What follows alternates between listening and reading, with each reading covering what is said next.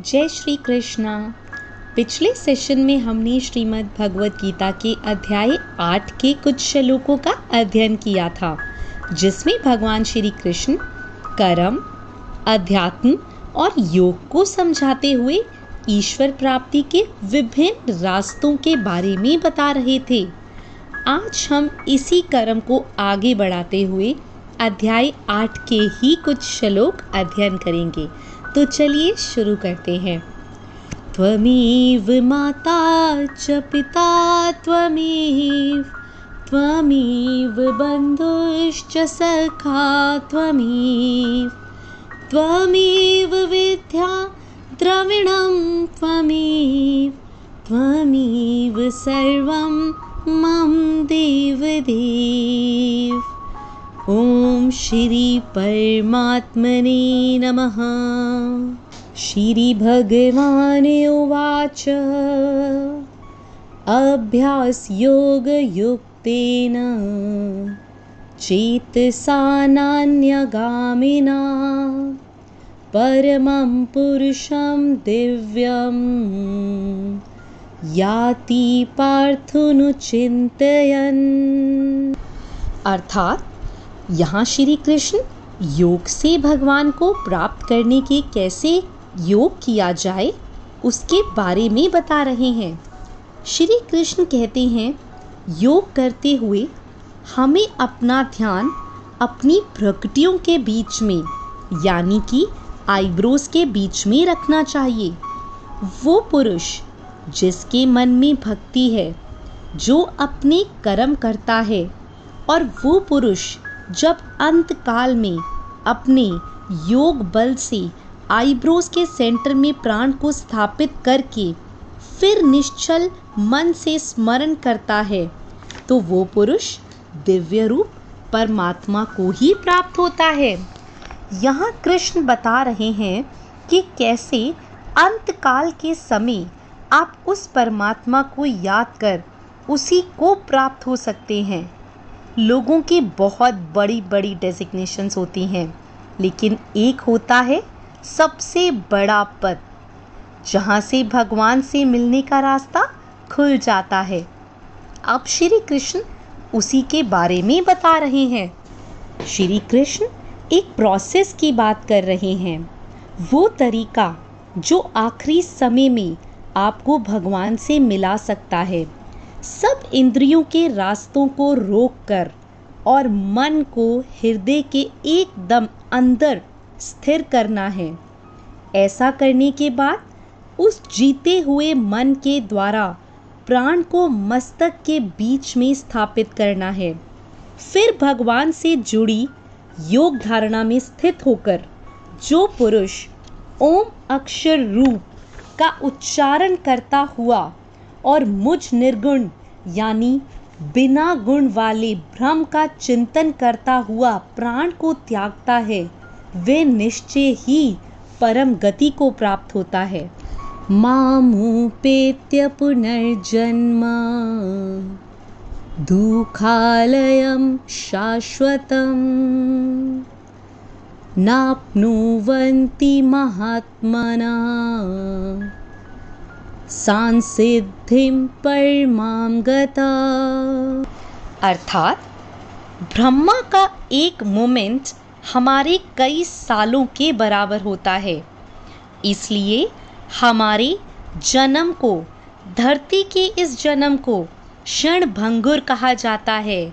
साथ में इसे दुखों का घर भी कहा जाता है।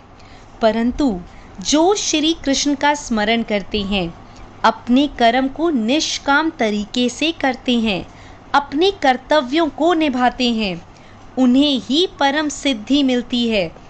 और ऐसे लोगों को श्री कृष्ण महात्मा कहते हैं। श्री कृष्ण कहते हैं ये महात्मा जन मुझको प्राप्त करके दुखों के घर यानी पुनर्जन्म को प्राप्त नहीं होते। ब्रह्मा की दुनिया हो या हमारी धरती, यह सब पुनरावृत्ति है, यानी कि इनका खत्म होते ही शुरू होना भी तय है। इसलिए हमारी दुनिया को मृत्यु लोक कहा जाता है, यहाँ जन्म होता है और मृत्यु होती है, और यही चक्र लगा रहता है। श्री कृष्ण कहते हैं, जो मुझे प्राप्त कर लेता है उसका पुनर्जन्म नहीं होता, क्योंकि मैं कालातीत हूँ। दिन बदलते हैं, मौसम भी बदलता है, और इस तरह से काल भी बदल जाता है। काल आते हैं, जाते हैं, और इसमें हम सब फंसे हुए हैं। जिसमें हम सब फंसे हैं वह झूठ है, और जो ज्ञान हमें हासिल करना है वही तो सत्य है। हमारी और ब्रह्मा की दुनिया में समय का बहुत बड़ा फेर है, और इसी को काल कहते हैं।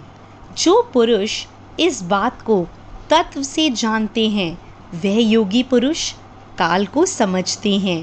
जब ब्रह्मा का दिन शुरू होता है तो सारी दुनिया अस्तित्व में आ जाती है, और ब्रह्मा की रात होते ही वापस ब्रह्मा में विलीन हो जाती है।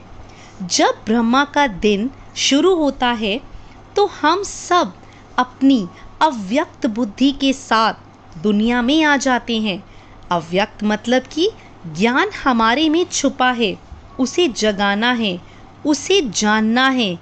ब्रह्मा के दिन रहते रहते अगर हमें ये दिव्य ज्ञान हासिल हो जाता है तो हम सब इस जन्म मरण के चक्कर से छूट जाते हैं, वरना ब्रह्मा की रात आते ही दुनिया खत्म हो जाती है और ब्रह्मा में ही लीन हो जाते हैं। ब्रह्मा के एक दिन का मतलब होता है 1000 युग, जो लगभग 4.32 अरब साल बनते हैं। कहते हैं इस दुनिया में सूर्य भी अपना आधा जीवन बिता चुका है। ब्रह्मा की आँख खुलते ही दिन शुरू होता है और एक नया ब्रह्मांड जन्म लेता है, और फिर अरबों सालों के बाद प्रलय या किसी भी वजह से ये दुनिया खत्म हो जाती है और दोबारा बिग बैंग यानी कि ब्रह्मांड विस्फोटक से शुरुआत होती है, और ये क्रम निरंतर चलता ही रहता है। जब ये दुनिया अस्तित्व में आ जाती है तो हमारी बुद्धि अव्यक्त होती है, मतलब इंद्रियों से दिखाई नहीं पड़ता। इसलिए हमें जागृत होना पड़ता है, ज्ञान हासिल करना पड़ता है। योग और श्री कृष्ण का सहारा लेकर ही हम ज्ञान हासिल कर पाते हैं, लेकिन इस अव्यक्त बुद्धि से भी जो परे है वह है सनातन अव्यक्त भाव। ये सनातन अव्यक्त भाव ही कृष्ण का धाम है।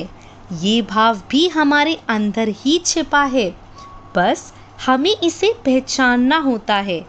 ये भाव अनकॉन्शियस होता है और विद्या आ जाने से कॉन्शियस हो जाता है। इसको आसान शब्दों में कहें तो यही मतलब है कि अपने अंदर छिपे श्री कृष्ण को पहचानिए।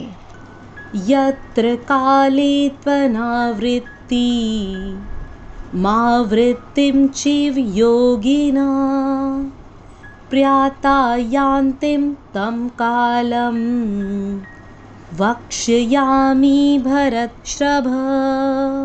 अर्थात जो अपने अंदर के परमात्मा को जान जाते हैं उनका पुनर्जन्म नहीं होता। हम जिस समय अपनी देह को त्याग रहे होते हैं उसका भी बहुत बड़ा महत्व होता है। इसी समय काल और मार्ग को समझाते हुए कृष्ण हमें बता रहे हैं कि शरीर का त्याग करते हुए किन किन बातों का ख्याल रखना चाहिए। आपको पता होगा कि कैसे भीष्म पितामह बाणों की सेज पर लेटे रहे और सही समय आने पर ही उन्होंने अपने शरीर का त्याग किया था। श्री कृष्ण ने जीने का ज्ञान भी दिया और मरने का ज्ञान भी दिया। श्री कृष्ण बता रहे हैं कौन सा समय मरने के लिए अनुकूल है।